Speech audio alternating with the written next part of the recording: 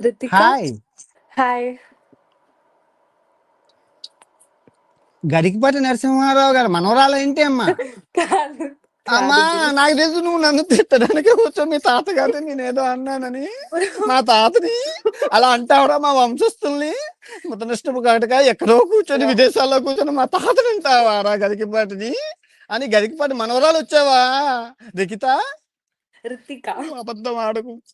నా ఛీ, అస్సలు తాత నా శిరస్సు వయ్య చెక్కలైపోవాలి. నువ్వు దీవించడానికే వచ్చావు తల్లి. నాకు తెలుసు ఈ కొంచెం శిరోపరం నాకు రిలేషన్షిప్ లేదా శిరోపరం నాకు నేను బతకలేదు.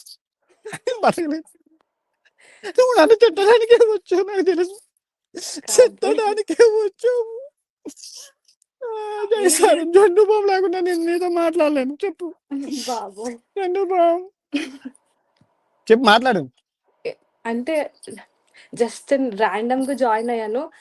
నా ఒపీనియన్ ఏంటంటే మీరు చెప్పేదంతా కరెక్ట్. నేను మ్యూట్ లోకి వెళ్తాను చెప్పు. మీరు చెప్పేదంతా కరెక్ట్.